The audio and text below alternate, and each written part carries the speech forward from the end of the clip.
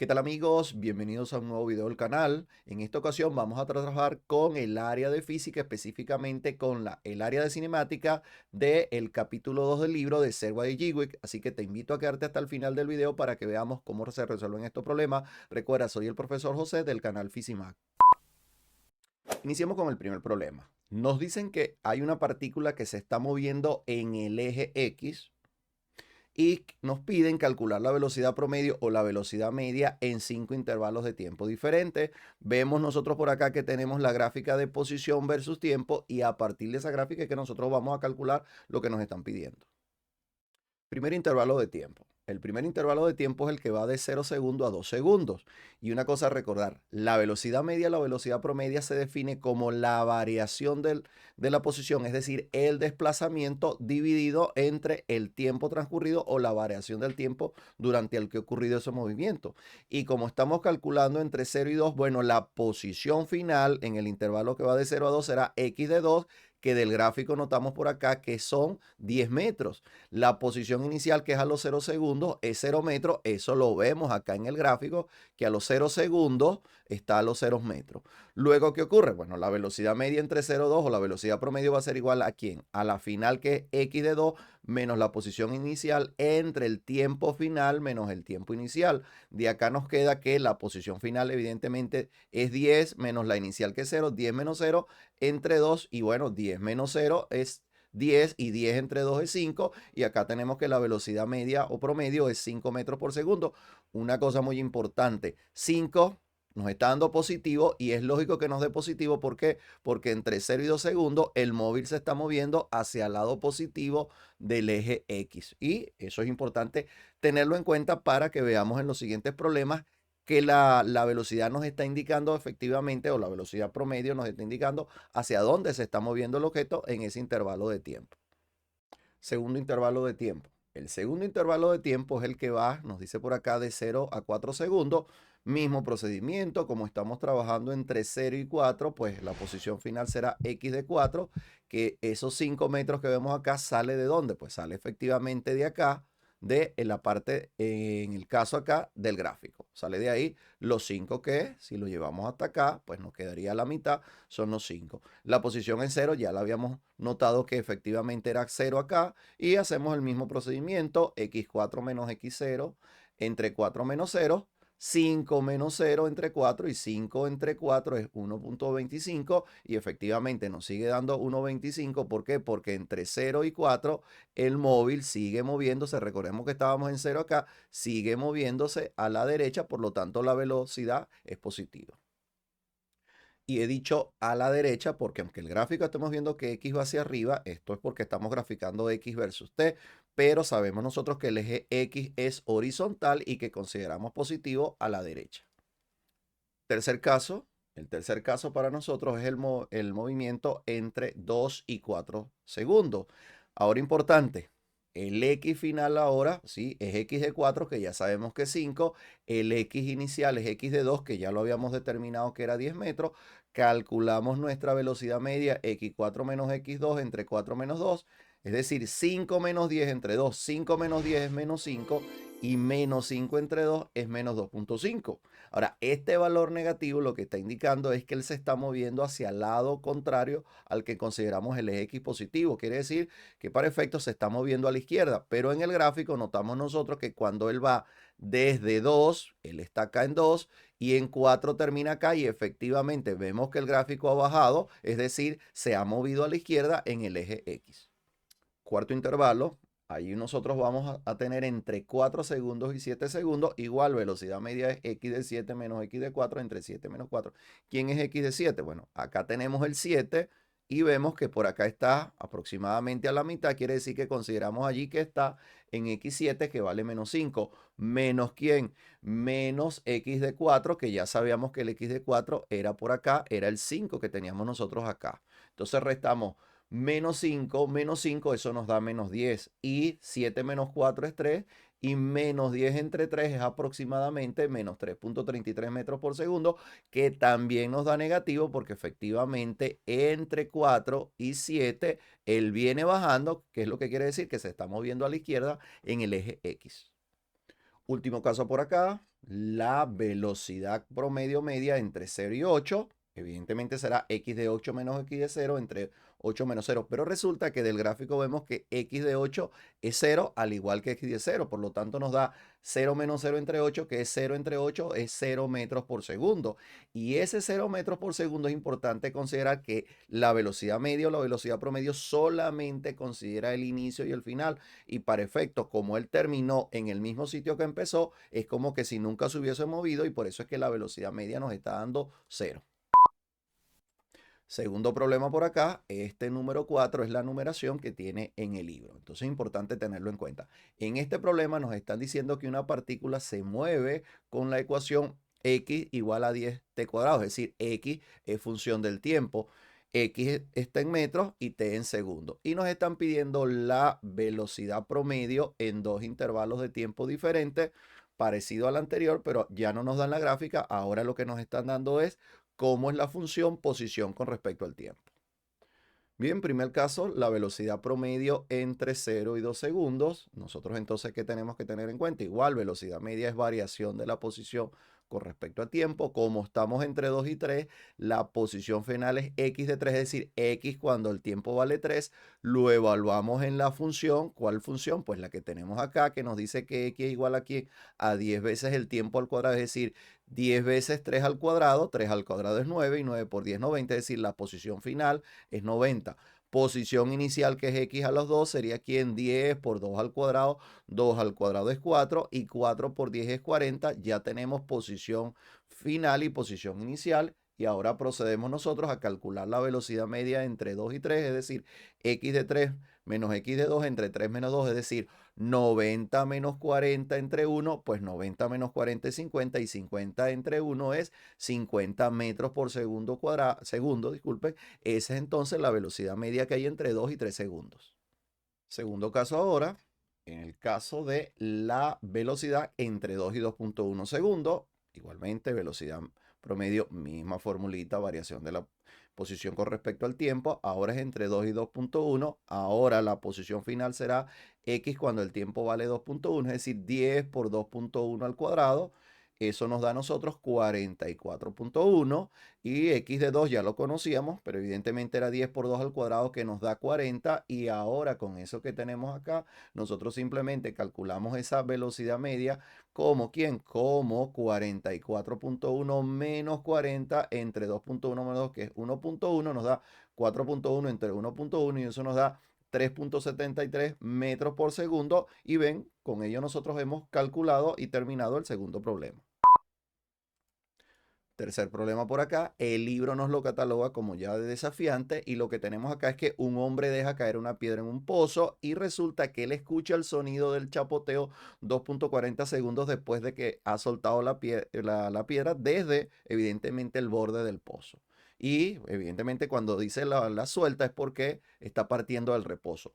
Luego nos dice que la rapidez del sonido en el aire a la temperatura ambiente en esas condiciones que se tiene es de 336 metros por segundo, velocidad constante, lógicamente, y nos dice a qué distancia por debajo de la parte superior del pozo está la superficie del agua. Es decir, ¿por qué? Porque cuando él deja caer la piedra, el sonido se produce cuando golpea el agua y eso va a producir un rebote, un eco que va a regresar el sonido. Y luego nos dice qué pasaría si se ignora el tiempo de viaje del sonido, qué porcentaje de error se introduce cuando se calcula la profundidad del pozo. Es decir, si a alguien se le ocurre hacerlo sin tomar en cuenta lo que es la velocidad del sonido, qué error va a cometer. Eso es lo que nos está preguntando en la parte B. Por acá tenemos entonces una representación de lo que está sucediendo. En el borde del pozo, en este punto acá, se deja caer una roca que va a golpear en el agua y cuando golpea produce un sonido que va a regresar y va a ser escuchado, ¿cuánto? 2,40 segundos después y lo que nos piden es calcular esa altura. De eso es que trata el problema. Y ya de una manera más formal, ¿qué tenemos que considerar nosotros? Bueno, tenemos que se deja caer, recordemos que se deja caer la piedra, que nos dice acá se deja caer, la piedra inicia con una velocidad inicial que es 0 y recorre una distancia h mientras cae del borde y va bajando hasta que llega al agua. Eso lo hace con un movimiento vertical de caída libre. Básicamente, si lo hace con una caída libre en un tiempo TC, que para nosotros es tiempo durante el cual la piedra cae. Luego, ¿qué ocurre? Se produce el choque con la superficie del agua, se produce un sonido que hace que ese sonido vaya a subir de nuevo la misma altura h con un movimiento rectilíneo uniforme porque el sonido viaja con velocidad constante en un tiempo ts, que es el tiempo que tarda en subir el sonido. Y por condiciones del problema, ¿qué ocurre? El tiempo que tarda en caer más el tiempo que tarda en subir el sonido tiene que ser igual a 2,40 segundos y con eso nosotros tenemos una primera ecuación para empezar a resolver el problema. Continuamos ahora. Vamos entonces a analizar el caso de la piedra. La piedra tiene un movimiento vertical de caída libre. Nosotros vamos a considerar para la piedra, consideramos que hacia abajo es positivo. Uno considera hacia donde uno mejor quiera le parezca en el problema. Yo voy a considerar que hacia abajo es positivo y me queda que h, para nosotros h es la distancia que va a recorrer la piedra, es igual a ¿quién? A velocidad inicial por el tiempo, pero recordemos que la piedra se deja caer, esto vale 0, más quien un medio de la gravedad por el tiempo al cuadrado, como considero positivo hacia abajo, pues la gravedad la considero en este caso positivo, y de ahí me queda que h es igual a que a un medio de la gravedad por el tiempo de caída al cuadrado.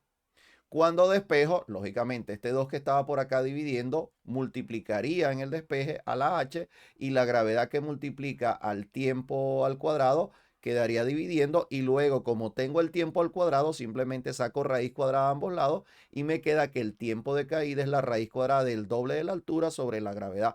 Muy importante, acá cuando saco raíz cuadrada de TC al cuadrado, no escribo valor absoluto. ¿Por qué? Porque ya yo sé que el tiempo de caída es positivo porque estoy considerando que el tiempo inicial es 0 y a partir de ahí el tiempo es positivo. Y ya tengo entonces una fórmula que me permite relacionar el tiempo de caída con la altura. Ahora, para el sonido, resulta que, bueno, el sonido tiene un movimiento rectilíneo uniforme. Acá la distancia que viaja el sonido, que la represento por h, viene dado que por la velocidad del sonido o la rapidez del sonido por el tiempo del sonido. ¿Qué ocurre? Cuando despejo, pues el tiempo que tarda el sonido en recorrer la distancia h, esa altura h va a ser igual a ¿quién? Como la velocidad del sonido es 336 metros por segundo, pues quedaría de este lado dividiendo a la h y acá tenemos entonces que el tiempo que tarda el sonido en subir es la altura que la roca descendió dividido entre 336 y bueno, ya con eso he relacionado que este TC con H, este TS con H y ahora puedo utilizar esta fórmula que está acá para calcular la H. Entonces, por acá tenemos el resumen de todo lo que hemos hecho. Tenemos la ecuación 1, tenemos TC, tenemos por acá TS. ¿Y ahora qué vamos a hacer? Bueno, tal como había ya dicho, en la ecuación 1 voy a sustituir TC, que es esto que tenemos por acá. En TS sustituyo H sobre 336 y eso tiene que ser igual a 2.4. Y luego reescribimos, y acá podemos reescribir como H sobre 336. Acá simplemente agarramos raíz cuadrada de 2 sobre G por la raíz de H y como eso es igual a 2.40, nosotros hemos escrito esta ecuación de esta manera que ahora vamos a aplicar algo. Vamos a hacer un cambio de variable donde nosotros vamos a decir que U es igual a H. Evidentemente H es positivo. U lógicamente tiene que ser mayor que 0, pero lo importante acá es que U cuadrado es igual a H. Cuando sustituimos acá donde está la h, colocamos u cuadrado. Acá donde tenemos nosotros raíz cuadrada de h, evidentemente es ese u. Y ese 2.4 que teníamos acá a la derecha, lo dejamos acá a la izquierda restando. Y nos encontramos con esta ecuación que ya la podemos ver y la podemos reconocer como una ecuación cuadrática, que es lo que vamos nosotros a resolver ahora. Continuamos por acá. Tenemos entonces que, como tenemos esta ecuación cuadrática por acá, pues vamos a aplicar la fórmula cuadrática porque es lo más fácil de hacer acá, porque evidentemente los coeficientes no son fáciles de manejar. Y entonces nosotros simplemente vemos acá que en el discriminante para nosotros es b cuadrado, este para nosotros es b, menos 4 por a, que a sería acá 1 sobre 336, por C, que es menos 2.40, y cuando aplicamos nosotros acá utilizamos una calculadora, nos termina quedando que el discriminante es 0.2324. Todos los decimales los he escrito por acá, y lo importante es que necesitamos la raíz cuadrada del discriminante, y la raíz cuadrada del discriminante, es decir, la raíz cuadrada de 0.23244502 nos da por acá, nos da 0.4821 aproximadamente. Estoy tomando solamente 4 decimales, y una cosa importante, al aplicar la fórmula cuadrática necesitamos colocar para la solución menos b, es decir, el valor negativo de la raíz cuadrada de 2 entre la gravedad. Consideramos la gravedad acá como 9.81 metros por segundo cuadrado, y eso nos termina quedando 0.4515 aproximadamente, también con 4 decimales. Y al aplicar la fórmula cuadrática, pues u va a ser igual a quién, a menos b, que es menos 0.4515 más o menos la raíz cuadrada del discriminante entre el doble de a, el doble de quién, de 1 entre 336. Y cuando resolvemos nos da dos valores de u, un u que es igual a 5.1408 y otro u que es negativo. Pero recordemos que hemos dicho que el valor negativo no lo podemos nosotros utilizar, porque hemos considerado que u es la raíz cuadrada de h, u es mayor que 0, u es positivo. Entonces, hasta los momentos tenemos entonces que el valor de u es 5.1408. Teniendo entonces el valor de u y sabiendo que h es igual a u cuadrado, pues simplemente entonces ahora nosotros h es igual a u cuadrado, h es igual a ¿quién? A 5.1408 al cuadrado, de donde concluimos nosotros entonces que el valor o la altura, el valor en este caso que sí, que es el valor de la profundidad del pozo hasta el agua, es de 26.43 metros, y con eso ya hemos concluido la primera parte del problema. Y ya para calcular el último caso, en el último caso nos dicen que prácticamente que asumamos que cuando la roca o la piedra golpea el agua, automáticamente se escucha el sonido, porque nos dice qué pasaría si se ignora el tiempo de viaje del sonido. Entonces, ¿qué es lo que tenemos que tener en cuenta nosotros? Bueno, vamos a decir h calculado nuevo bajo esas condiciones va a ser igual movimiento vertical de caída libre, velocidad inicial por el tiempo, que ya sabemos que es 0 porque se deja caer.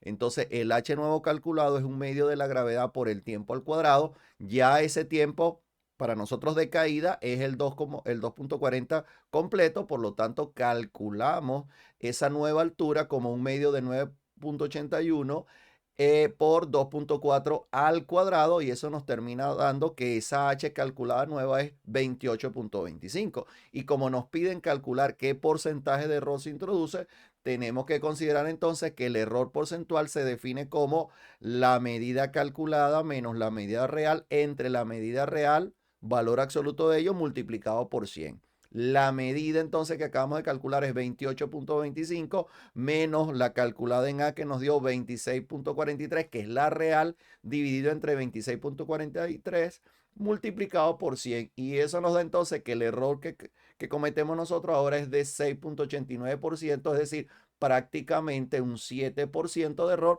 por simplemente eliminar o no considerar el viaje del sonido, que puede parecer poco, pero es considerable dependiendo de la situación que nosotros estemos considerando.